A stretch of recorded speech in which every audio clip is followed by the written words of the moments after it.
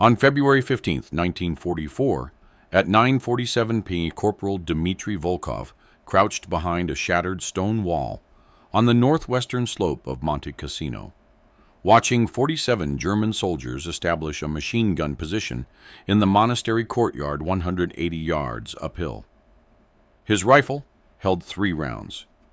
His closest reinforcement was 600 yards down the mountain, trapped in a valley choked with artillery smoke and the bodies of the third wave. The temperature had dropped to 28 degrees Fahrenheit.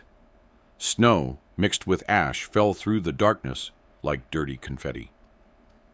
In the next 4 minutes, Volkov would kill 11 men and destroy 2 fortified positions with a weapon that hadn't been used in combat for over 400 years, a weapon his own commanding officers had ordered him to abandon 3 times, a weapon that turned him into the laughingstock of the entire 5th Battalion.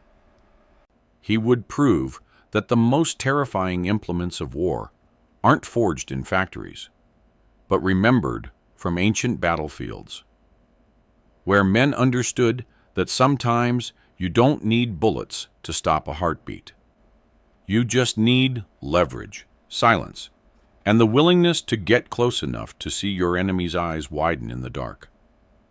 But before that moment, before Dmitry Volkov became a name whispered in fear across every German position from Naples to the Alps, he was simply the fool with the bow.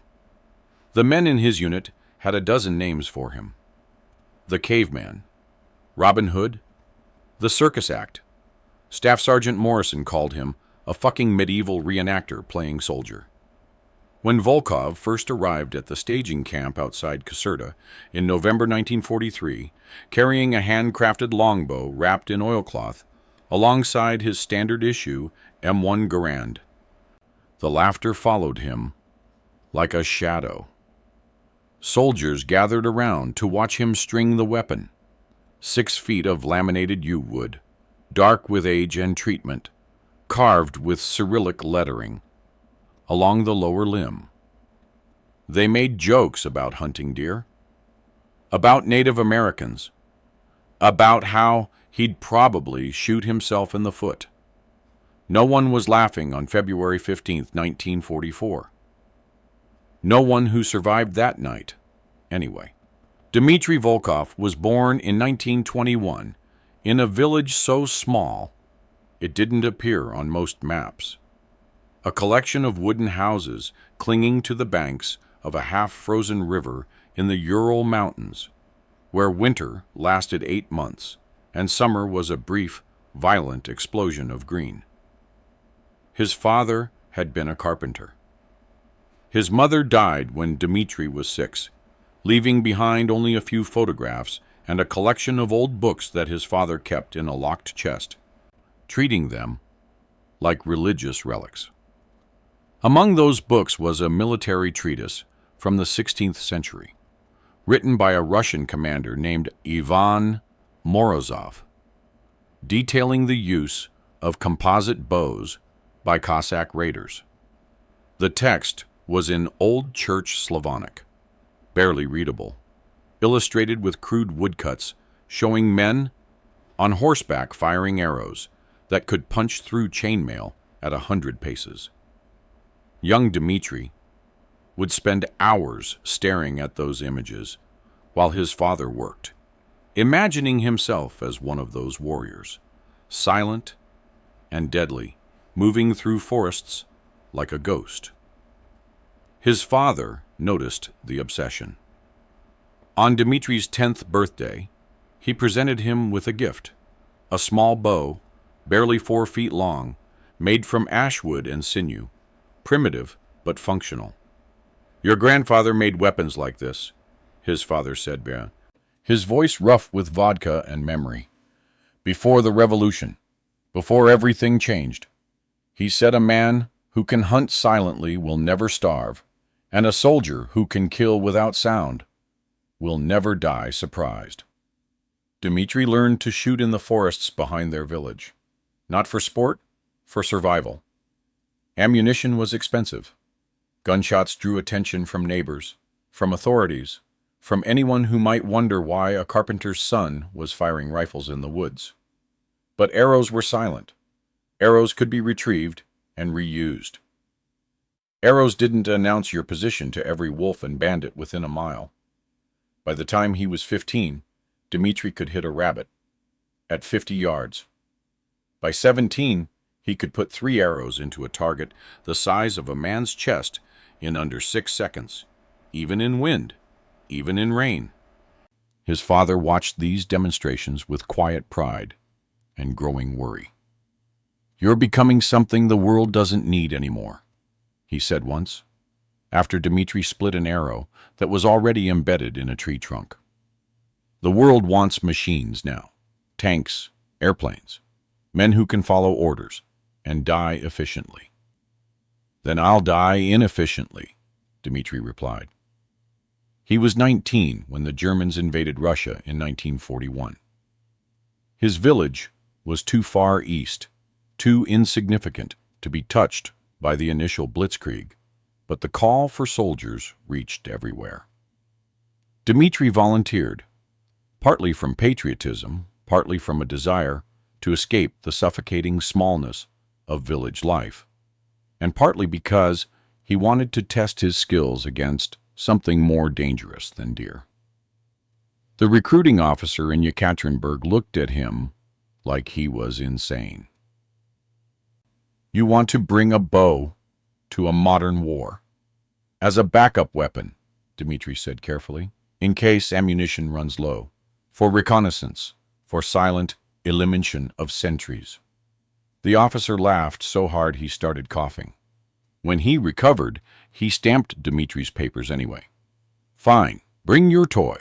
When you realize how stupid you are, you can use it for firewood." Basic training was held at a converted factory outside Stalingrad in the winter of 1941-42.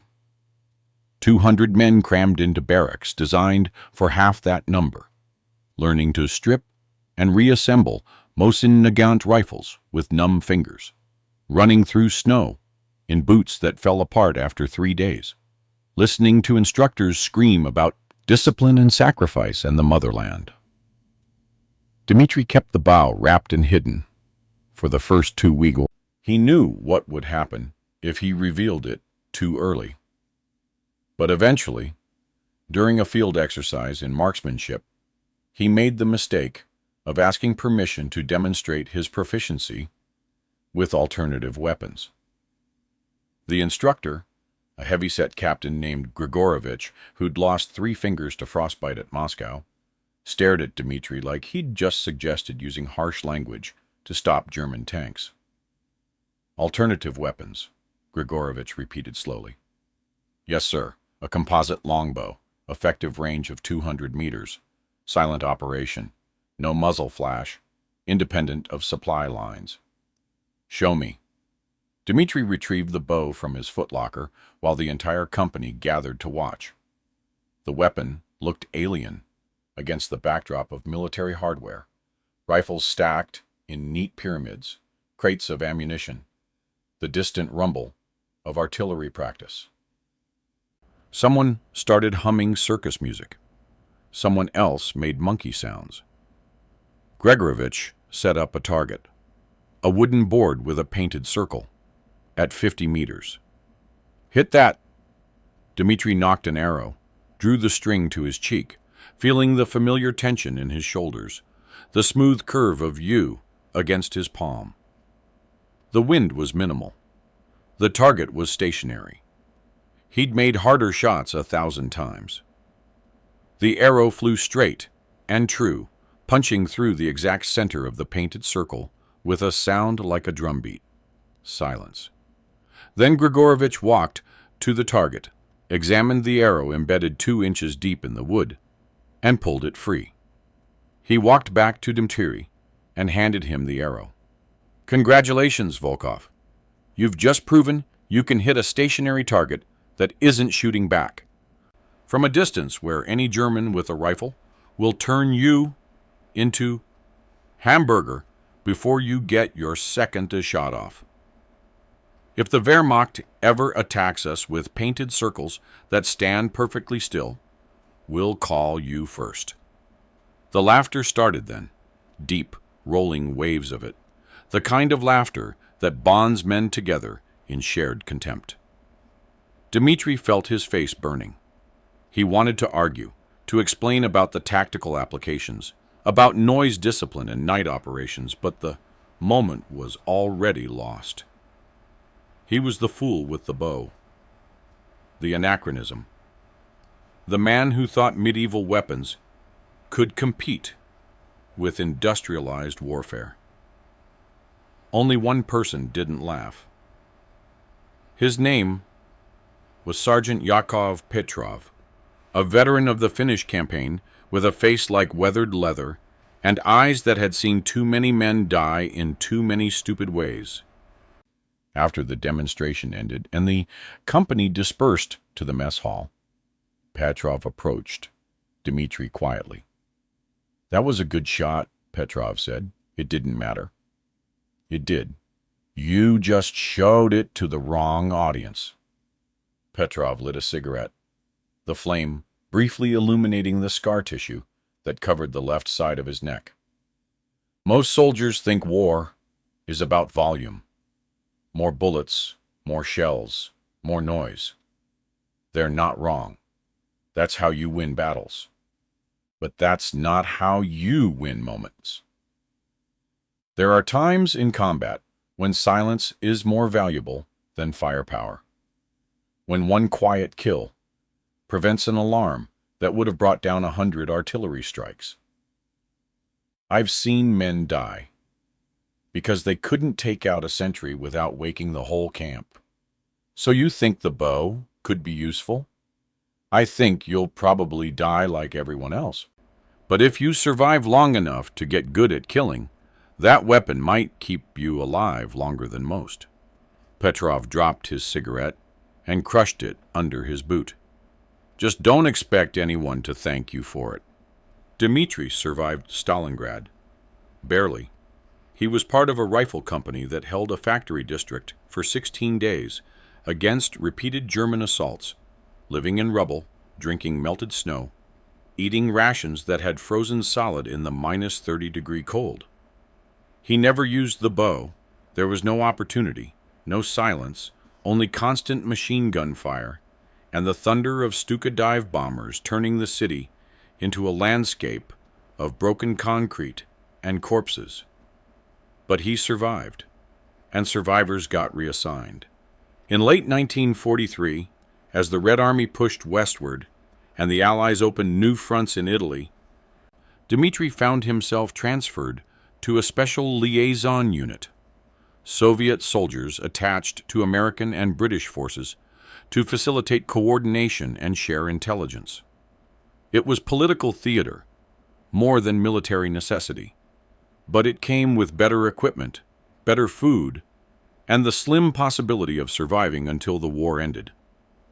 They shipped him to Italy in December 1943, part of a small contingent assigned to the British Fifth Army, preparing for the assault on Monte Cassino, a medieval monastery perched atop a mountain chain that controlled the road to Rome.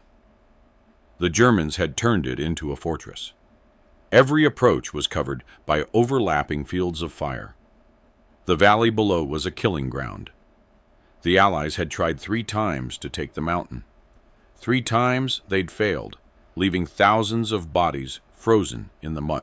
Dmitri's unit, a mixed group of British infantry, American engineers, and Soviet liaisons, was camped in a valley 5 miles south of the mountain, preparing for the 4th attempt. The mood was grim. Everyone knew the odds. Everyone had heard the stories about previous assaults, about men cut down before they made it 50 yards, about artillery barrages that accomplished nothing except turning the landscape into a moonscape of craters. And then there was Dmitri, still carrying his bow. The mockery in the Italian camp was worse than in Russia. At least the Soviet soldiers had respected his combat record, his survival of Stalingrad. The British and Americans had no such context.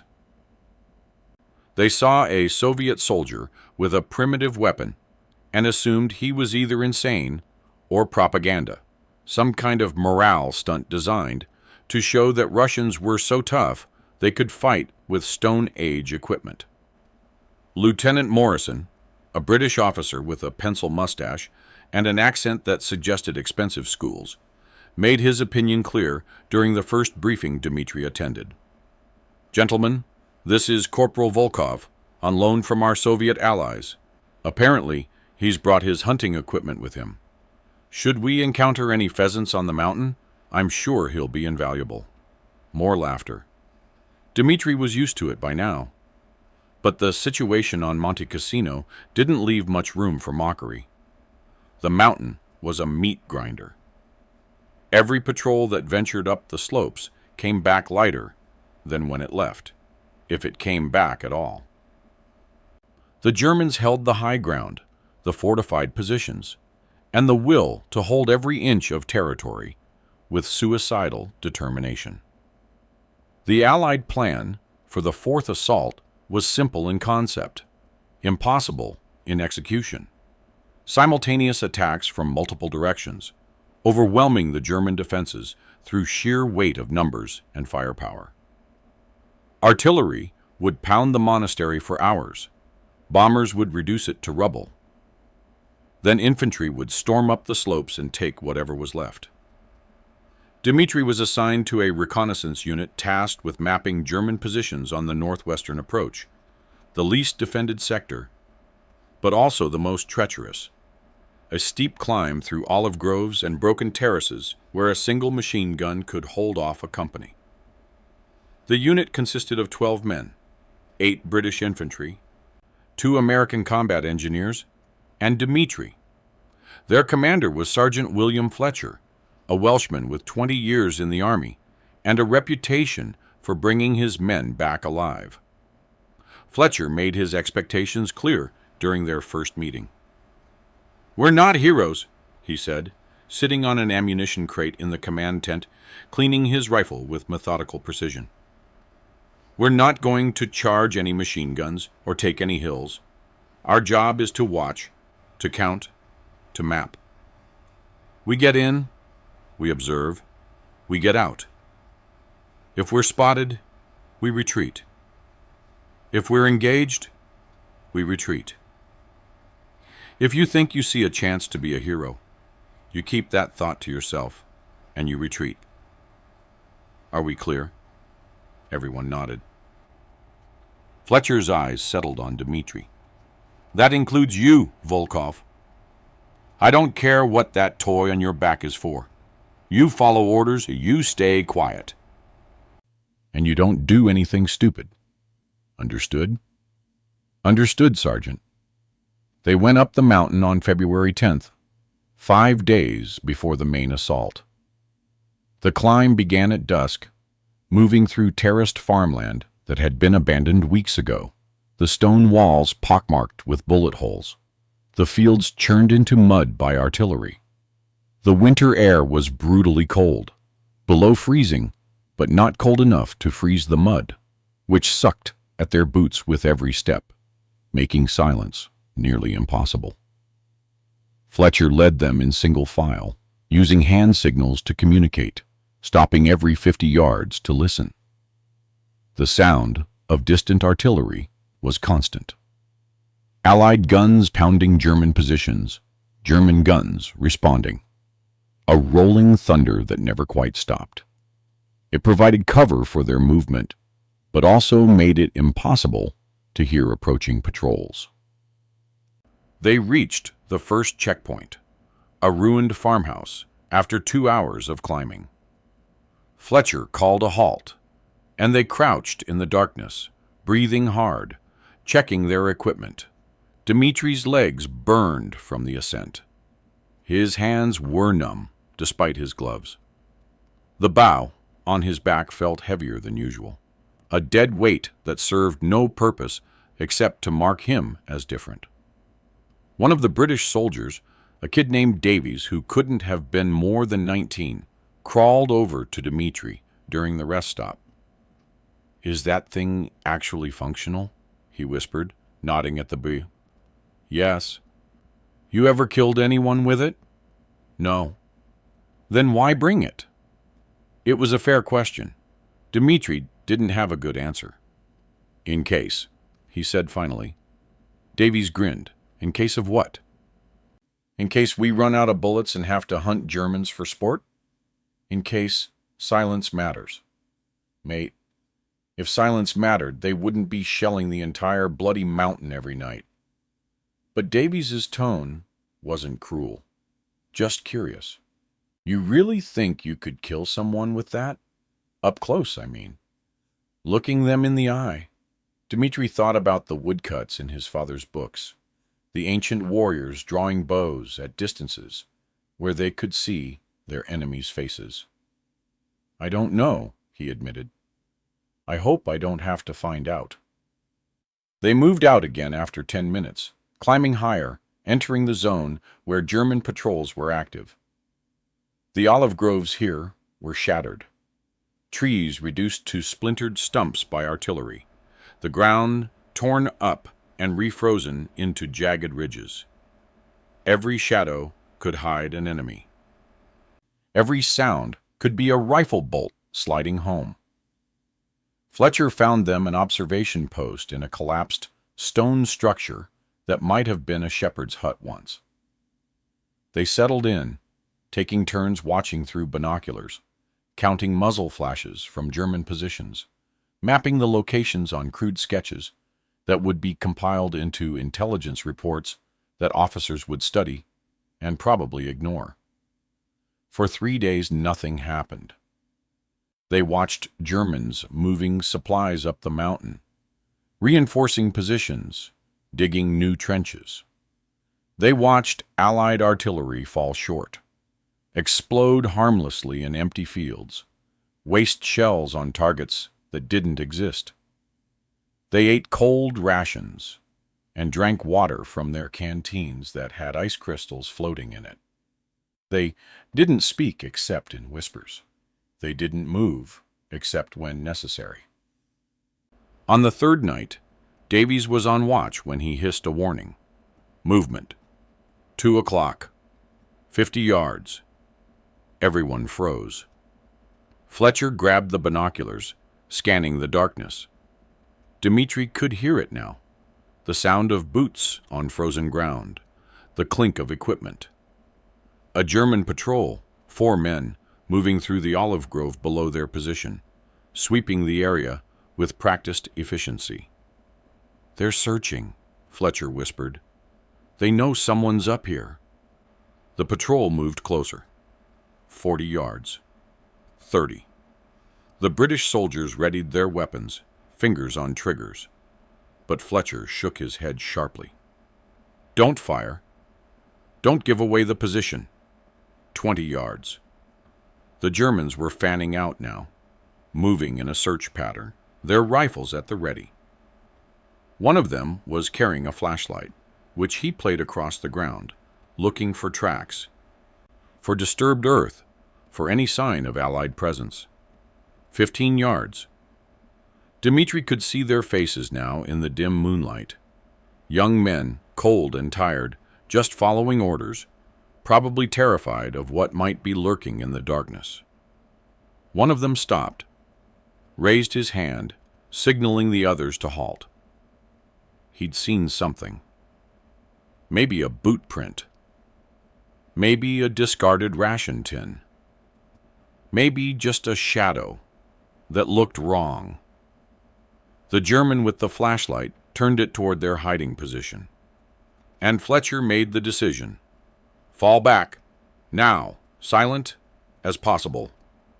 They moved like ghosts, crawling backwards through the ruins, putting distance between themselves and the patrol. But one of the British soldiers, a heavy kid named Thompson, caught his foot on a piece of rubble and went down hard, his rifle clattering against stone. The sound echoed across the mountainside like a gunshot. The Germans froze. Then one of them shouted, "Da drüben!" and raised his rifle. Fletcher was already moving, dragging Thompson to his feet, pushing him toward the retreat route. "Move! Move! Move!" The Germans opened fire.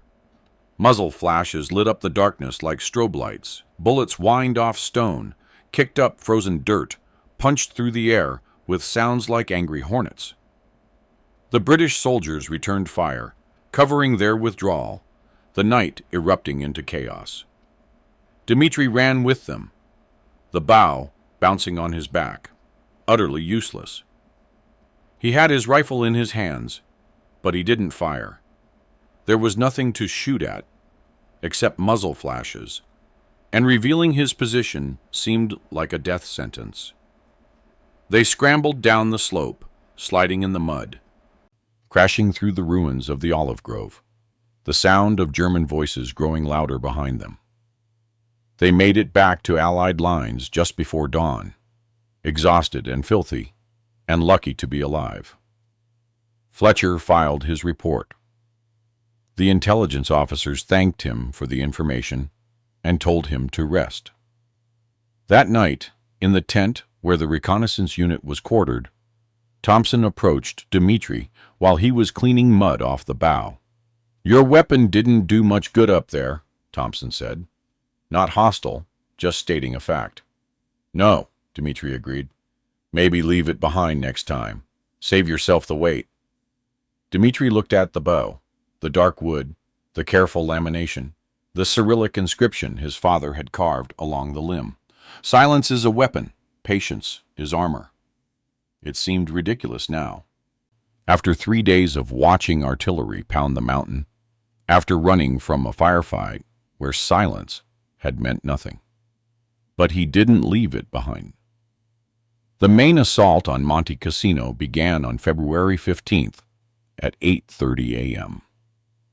Allied bombers turned the monastery into rubble, dropping over 1,400 tons of explosives in under 4 hours. The sound was apocalyptic, a continuous roar that made the ground shake, that collapsed eardrums and lungs, that turned day into twilight under a pall of dust and smoke. When the bombing finally stopped, the monastery was gone, reduced to shattered stone and craters. Then the artillery started, over 200 guns firing in concert, shells screaming up the mountain at a rate of dozens per minute, blanketing every German position with high explosives and white phosphorus. The barrage lasted 2 hours. At 2:30 p.m., the infantry went in. Dmitri watched from the valley as thousands of men climbed the mountain. British, American, French, Polish, Indian. A multinational army united by the single purpose of dislodging the Germans from their fortress. He watched the lines of men move up the slopes like columns of ants, slow and determined. He watched them die. The bombing and artillery had accomplished almost nothing. The Germans had built their defenses deep, bunkers carved into solid rock, positions protected by layers of earth and stone that could withstand anything except a direct hit. And there were too many positions, spread across too much terrain. As soon as the barrage lifted, the Germans emerged from their shelters and opened fire. Machine guns cut down entire platoons in seconds. Mortars turned the slopes into killing fields. German artillery, hidden in reverse slopes and protected ravines, rained shells on the advancing infantry with devastating accuracy. The Allies gained maybe 200 yards in 6 hours of fighting before darkness forced them to dig in. The casualties were catastrophic. Over 2,000 men killed or wounded in a single afternoon. And the next day, they tried again. Same result. By February 17th, the offensive had stalled completely. The Allies held positions on the lower slopes but couldn't advance. The Germans held the high ground and showed no signs of weakening. It was stalemate, the worst kind, where men died daily for no gain, where the only certainty was that tomorrow would be as bad as today. Fletcher's reconnaissance unit was spared the main assault, but given a different mission: infiltrate the northwestern approach, locate a suspected German observation post that was directing artillery fire, and if possible, neutralize it. The mission was classified as high risk, low probability of success, military speak for suicide. They moved out on the night of February 14th, taking a different route than before, climbing higher, aiming for a ridge where intelligence suggested the observation post was located. The climb took hours. The temperature had dropped further, somewhere around 25 degrees Fahrenheit, and the wind hauled across the exposed slopes, carrying sleet that stung the exposed skin like needles. They reached the ridge at 8:30 p.m., exhausted and freezing. Fletcher used binoculars to scan the terrain ahead. "There," he whispered, pointing. 200 yards. Stone structure. See the antenna?" Dmitri looked. Through the darkness and falling sleet, he could barely make out the building. What looked like an old shepherd's shelter, its roof collapsed, but clearly occupied. He could see the faint glow of what might be a lamp or radio equipment, and yes, an antenna rigged to one of the stone walls. "How many?" one of the British soldiers asked. "Can't tell. At least 3, maybe more." Fletcher lowered the binoculars. "We're supposed to call in artillery on that position once we confirm it." "We can't," Davies said quietly. "Not without giving away our position. The moment we radio in coordinates, every German within a mile will know we're here." Fletcher nodded slowly. "I know." They sat in silence for a moment, the weight of the situation settling over them like the sleet. The observation post needed to be destroyed. It was directing fire that was killing Allied soldiers with every passing hour. But calling in artillery would result in a German counterattack that Fletcher's small unit couldn't survive. "We could try to take it ourselves," Thompson suggested. "Sneak up, throw grenades, shoot anyone who runs out. 12 of us against an unknown number of enemies in a fortified position?" Fletcher shook his head. "That's not reconnaissance, that's suicide." "Then what do we do?" Fletcher didn't have an answer. Dmitri watched the observation post through the sleet, his mind working through possibilities. The structure was isolated, positioned on a small plateau with clear fields of fire in most directions. Anyone approaching openly would be cut down before they got within grenade range. But there was dead ground, a small ravine that ran along the right side of the position, probably used for drainage, now filled with debris and broken trees. "I could get closer," Dmitri said quietly. Everyone turned to look at him. "The ravine," he continued, pointing, "it provides cover almost to the structure. I could move through it, get within 50 yards, maybe closer." "And then what?" Fletcher asked. "Throw rocks at them?" Dmitri didn't respond immediately. He was looking at the observation post, calculating angles, wind speed, distance. 50 yards. In daylight, with no wind, against a stationary target, it was an easy shot. In darkness, in sleet, against moving targets who would be shooting back. "I could use the bow," he said. The silence that followed was profound. Then Thompson laughed, a short, bitter bark of sound. "You're joking." "I'm not. Mate, we're talking about killing German soldiers, not hunting rabbits." "I understand that." Fletcher was studying Dmitri with an unreadable expression. "You've never used that weapon in combat." "No." You have no idea if you could actually kill someone with it. No. And you want to risk this mission. Risk all our lives on an untested weapon that most soldiers haven't used since the Middle Ages? I want to give us a chance to complete the mission without calling in artillery that will get us all killed, Dmitri said.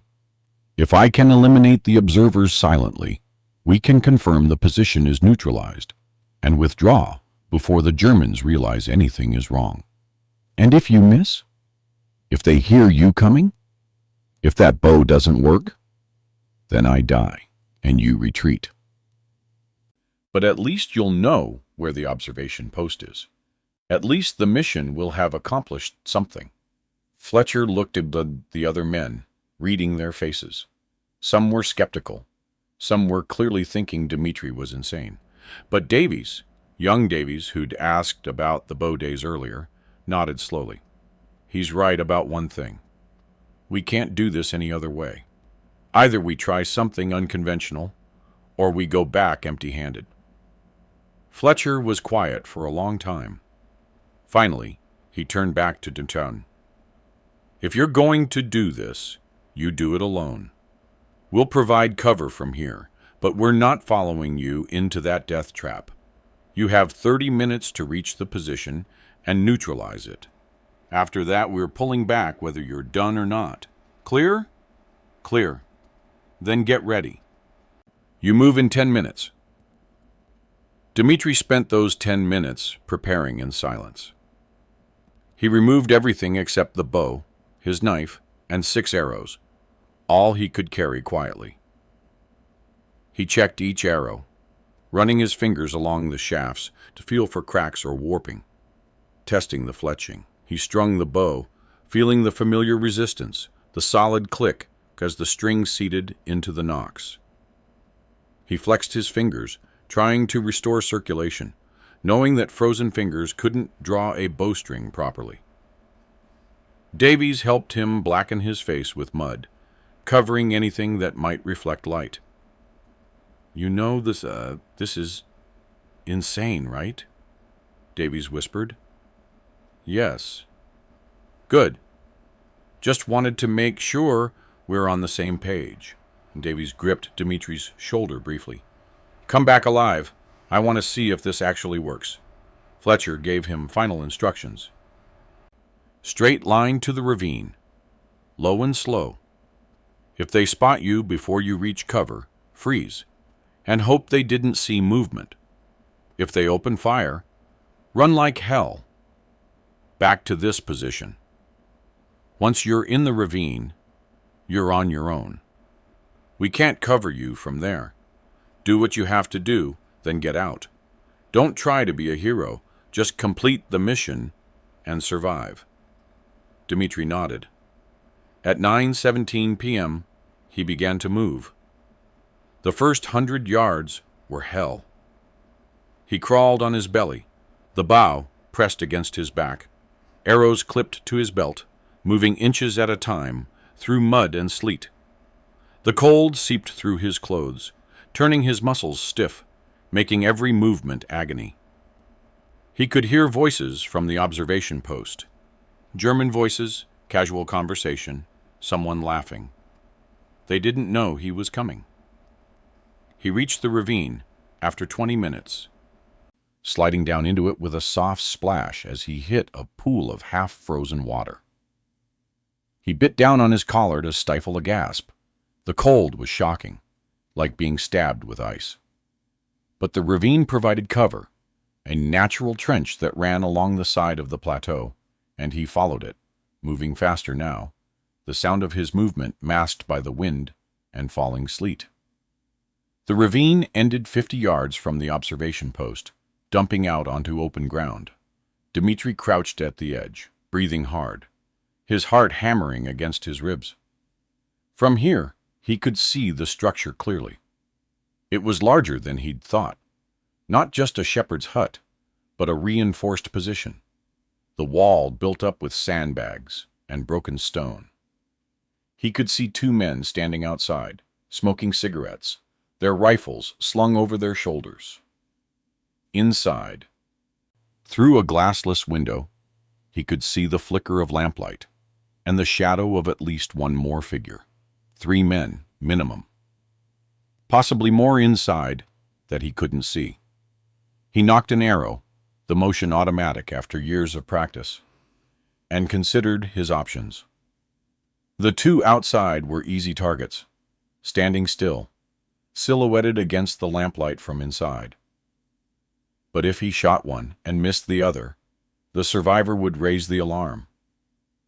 And he had no idea how many more Germans were inside the structure. He needed to get closer. There was a pile of rubble, broken stone, and shattered olive trees, about 30 yards from the observation post, close enough for an easier shot, far enough that he might reach it without being seen.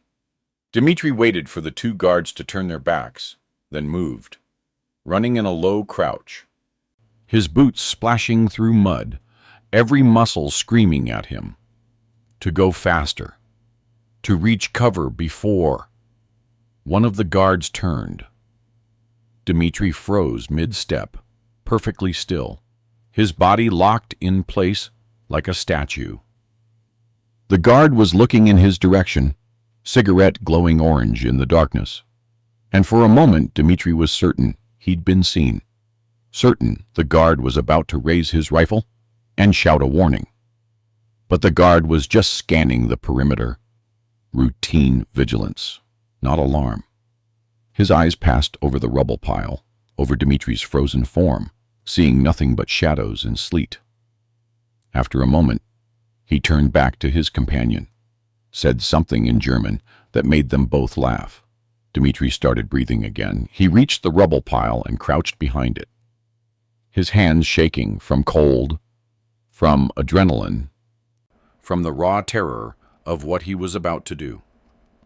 He could see the guards clearly now, less than 30 yards away. He could see the details of their faces in the lamplight. One young, maybe 20, with a narrow face and wire-rimmed glasses. The other older, heavy-set, with a thick beard. They were talking about something mundane, something that made them smile.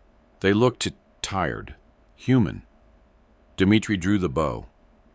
The string came back smoothly, the tension building in his shoulders and back, the U-wood flexing under the force.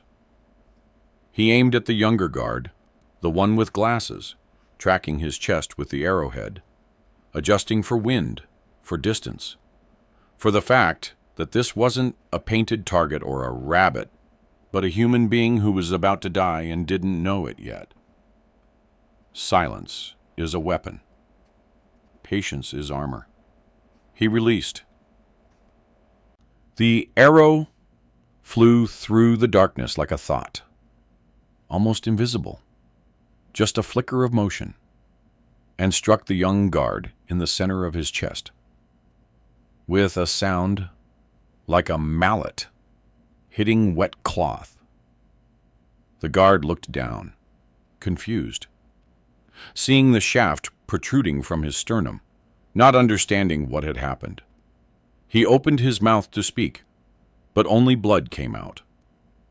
He dropped to his knees, still holding his cigarette, and toppled forward into the mud. The bearded guard stared at his companion for a full 2 seconds, his mind unable to process what he was seeing. Then he looked up, scanning the darkness, and started to raise his pool. Dmitri's second arrow hit him in the throat. The guard made a wet, choking sound and fell backwards, clutching at the shaft, his rifle clattering on stone. He thrashed for a moment, boots scraping in the mud, then went still. 2 down. But someone inside the observation post had heard. Dmitri heard a voice, sharp, questioning, and saw movement through the window. A figure appeared in the doorway, backlit by lamplight, peering out at the fallen guards. Dmitri shot him through the chest before he could shout. The German stumbled backward into the structure, and then chaos erupted. Voices yelling, the sound of furniture scraping, a radio crackling to life. Dmitri ran forward, abandoning stealth, covering the 30 yards to the observation post in seconds. He had 3 arrows left. He didn't know how many Germans were still inside.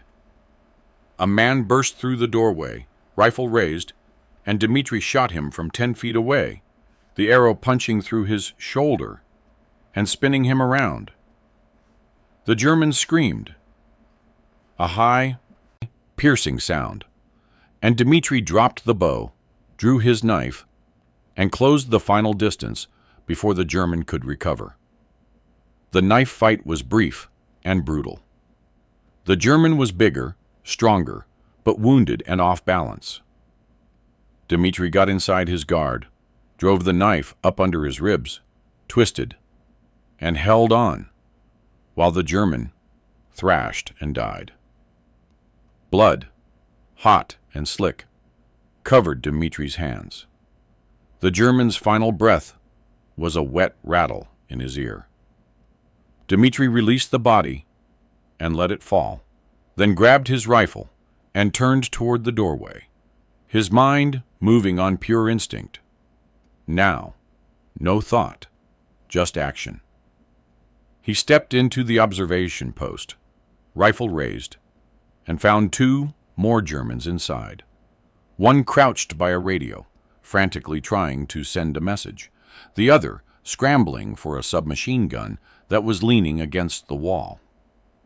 Dmitri shot the one at the radio first, the M1 Garand barking once, twice, 3 times in the enclosed space, the sound deafening. The German jerked with each impact and collapsed across the radio equipment, blood and sparks mixing. The one reaching for the submachine gun got his hands on it and started to turn. Dmitri's rifle clicked empty. He had 1 arrow left, still knocked on the bow he'd dropped outside.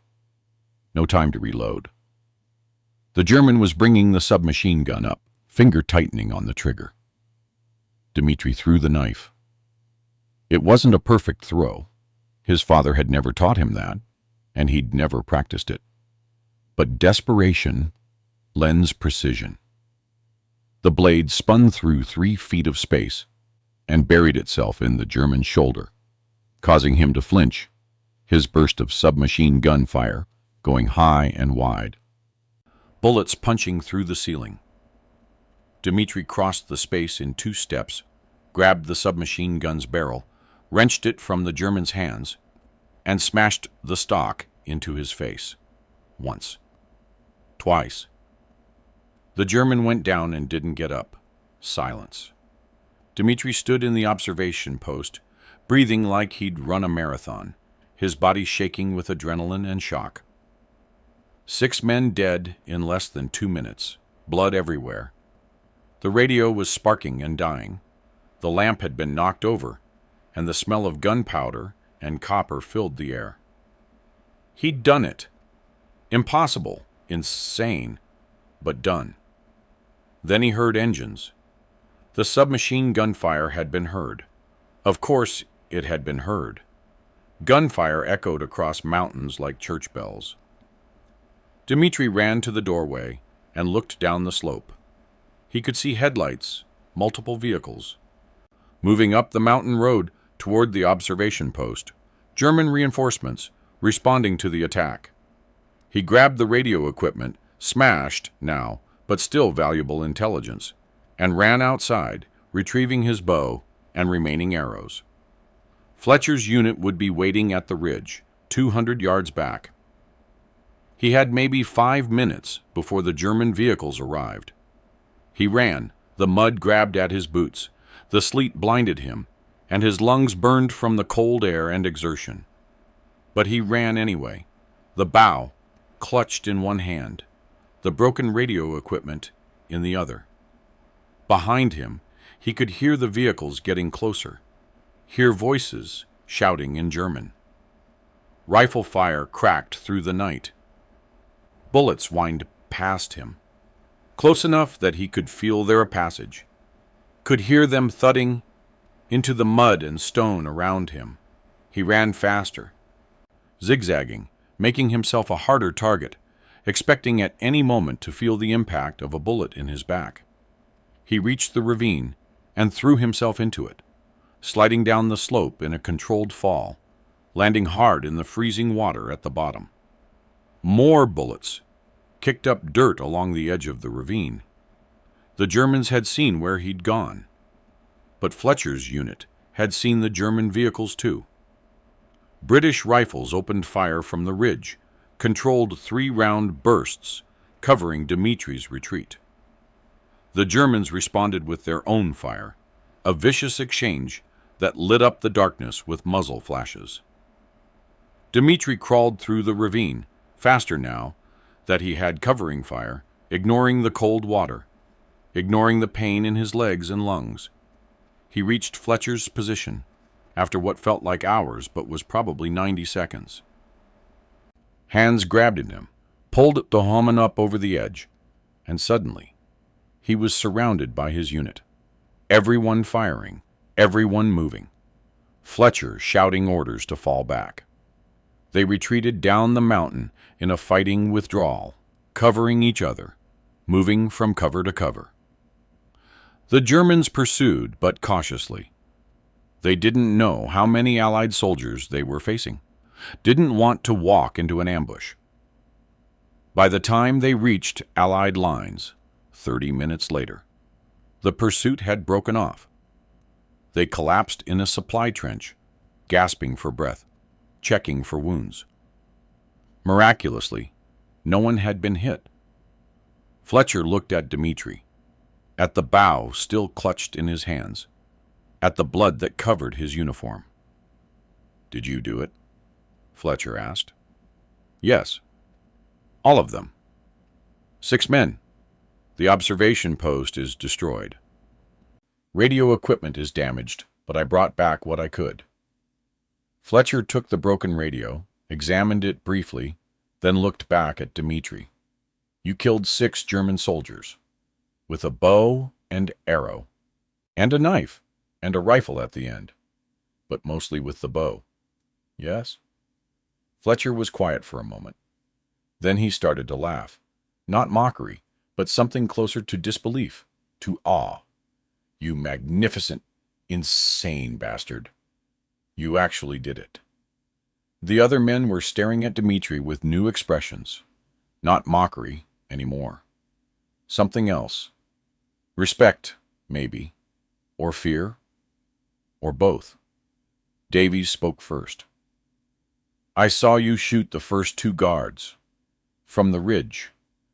I thought you'd missed at first, because they just dropped. No sound. Like someone had unplugged them." He shook his head slowly. "That was the most terrifying thing I've ever seen."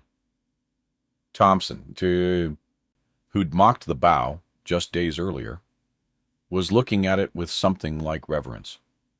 "How did you even... I mean, in the dark, in the sleet, moving targets?" "Practice," Dmitri said quietly. "A lot of practice." Fletcher clapped him on the shoulder. "When we get back to headquarters, you're getting a commendation. Maybe a medal. And no one, and I mean no one, is ever going to laugh at that weapon again." News of what happened spread through the Allied camps with the speed of wildfire.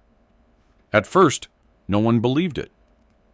A Soviet soldier with a bow had killed 6 Germans? Impossible. Must be propaganda, or exaggeration, or a story that had gotten twisted in the retelling. But Fletcher filed his official report, corroborated by 11 other witnesses, and the intelligence officers who examined the observation post confirmed everything. 6 dead Germans. No bullet wounds, except on the last 2. Arrows embedded in bodies and stone walls. The story hit the camp like a bomb.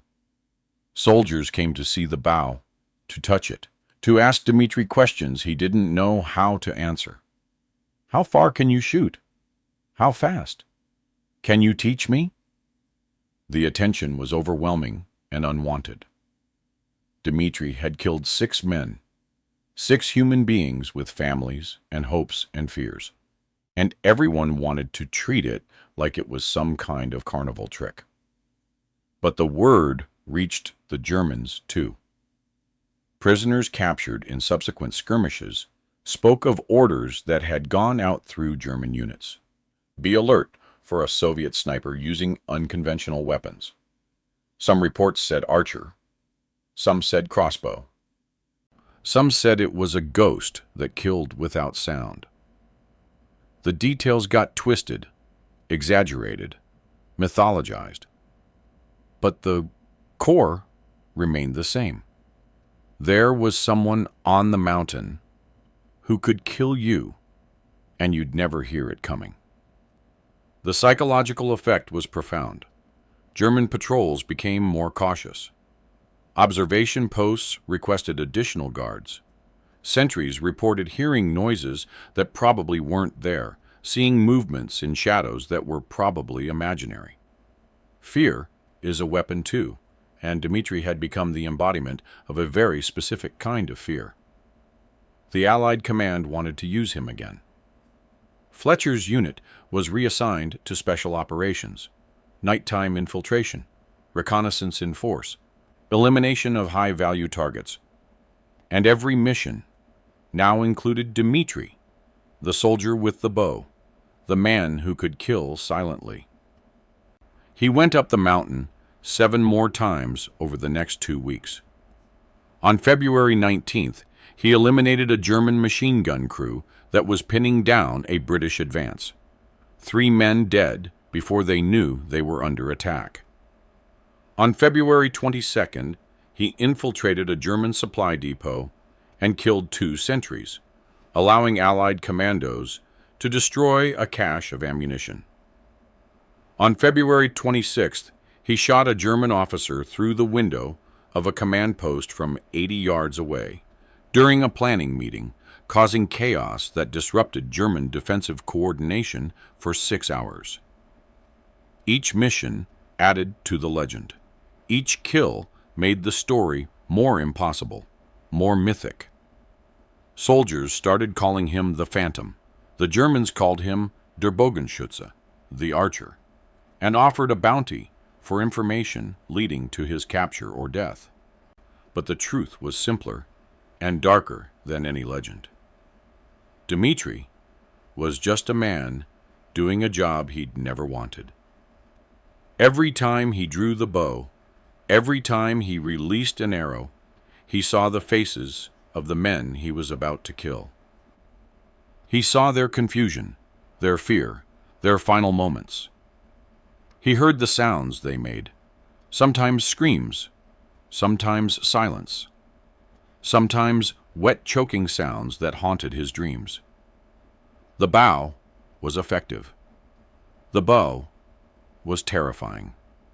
But the bow didn't make killing easier or cleaner or more moral. It just made it quieter. The 4th battle for Monte Cassino ended in mid-March 1944 with limited Allied gains and massive casualties on both sides. The mountain remained contested. The war continued. Dmitri's unit was pulled back to Naples for rest and resupply. They had lost 4 men in the 2 weeks of operations, not to enemy fire, but to accidents, frostbite, and 1 case of pneumonia that killed a soldier in his sleep. The survivors were exhausted, physically and mentally, pushed beyond the limits of what human bodies and minds could endure. On their first night in Naples, Fletcher gathered the unit in a bombed-out cafe that had been converted into an unofficial officers' club. He ordered them all drinks, real liquor, not the industrial alcohol they'd been drinking on the mountain, and raised his glass. "To Corporal Volkov," Fletcher said, "the man who proved that sometimes the old ways are the best ways." Everyone drank. Dmitri didn't. He was staring at his bow, which was leaning against the wall, the wood darkened with dried blood and mud and rain. "You all right?" Davies asked, sitting down next to him. "I killed 23 men," Dmitri said quietly. "In 2 weeks. 23 human beings who had families and friends and reasons to live. And everyone wants to celebrate it, like it's some kind of achievement. It is an achievement. You saved Allied lives. You completed impossible missions. I murdered people from a distance where they couldn't fight back, where they didn't even know I was there. At least in a normal firefight, they have a chance. They can shoot back. They can fight. What I do," he gestured at the bow, "what I do is just execution." Davies was quiet for a moment. "You're right," he said finally. "It is execution. But so is dropping bombs from 20,000 feet. So is firing artillery at map coordinates. So is war. You didn't start this fight, Dmitri. You're just surviving it the best way you know how. And if that means using a bow instead of a rifle, then use a bow. At least you have to look them in the eyes. At least you know exactly who you're killing. That's more than most soldiers can say. Does that make it better or worse? I don't know. But I know you saved my life, at least twice. I know Thompson and Fletcher and everyone else in this unit is alive because you did things no one else could do. So maybe you can't celebrate it, but at least accept that it mattered." Dmitri finally took a drink. The liquor burned his throat and settled warm in his stomach, a temporary escape from the cold that had seeped into his bones over weeks on the mountain. Fletcher approached them, slightly drunk, grinning. "Volkov, question for you. How many arrows do you have left?" 43? "And how many do you think you'd need for the next battle?" "I don't know." "Why?" Fletcher leaned in conspiratorially. "Because I just got a word. We're being reassigned. Not back to Casino. Somewhere else. Somewhere the bow might be even more useful." "Where?" "Can't say yet. Classified." "But," Fletcher winked, "let's just say you're going to get a chance to use that thing in ways you never imagined." The reassignment never happened. On March 28, 1944, Dmitri Volkov was wounded during a German counterattack on an Allied supply depot outside Naples. He took shrapnel from a grenade in his right shoulder and left leg. Injuries that weren't immediately life-threatening, but were severe enough to require evacuation to a field hospital. The doctors saved his life, but couldn't save his ability to draw a bow. The shoulder injury had torn tendons and damaged nerves. He could lift his arm, could hold objects, but the specific motion required to draw a 60-pound bow, the rotation, the precise muscle control, the sustained tension, was beyond him now. Physical therapy helped, but not enough.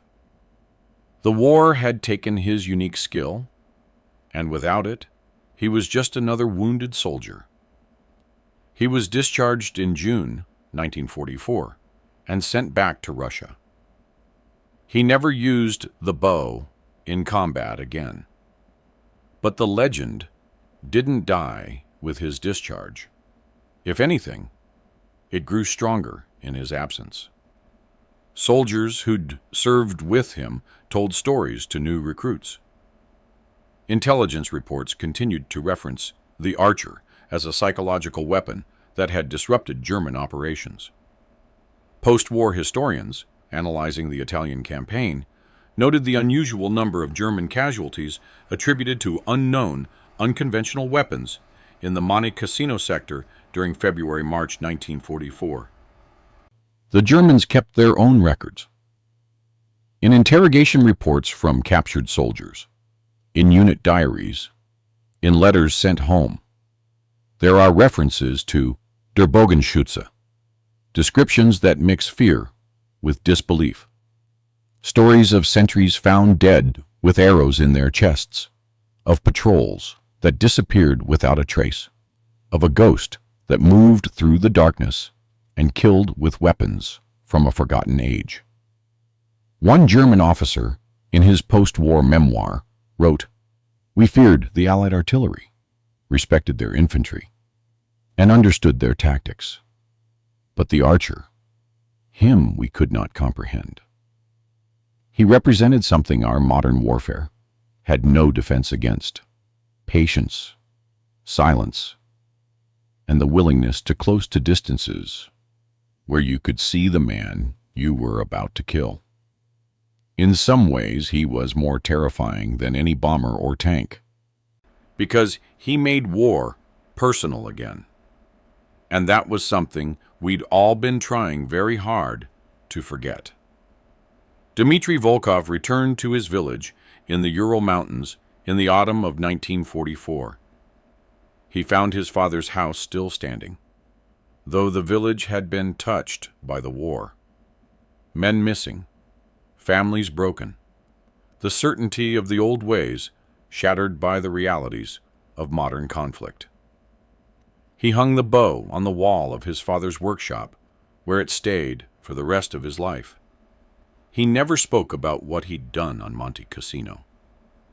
When neighbors asked about his medals, and he had several, including a Red Star for valor, he changed the subject. When children asked about the bow, he told them it was a family heirloom, nothing more.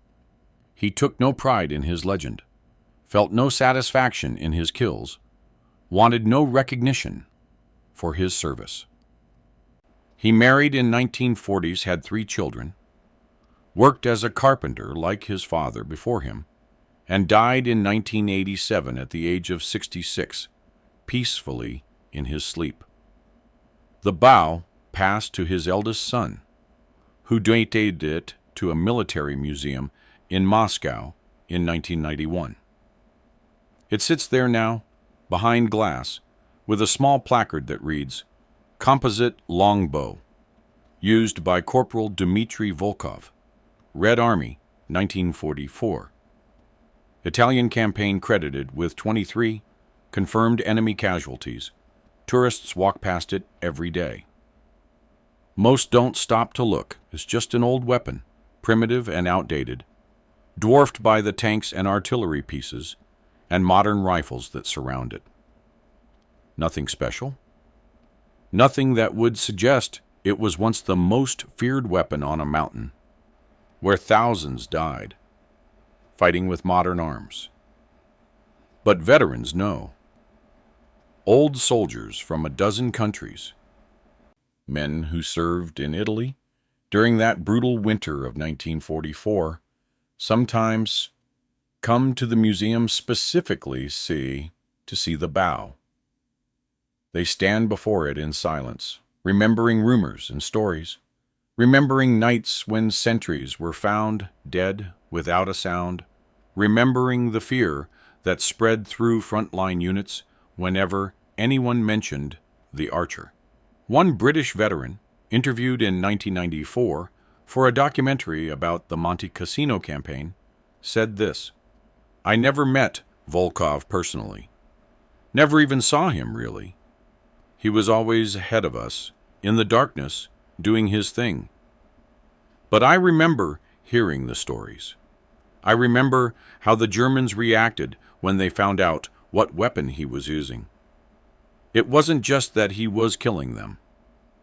It was how he was killing them. With something from the Middle Ages, something that shouldn't have worked. Something that made the whole modern war seem suddenly fragile and absurd.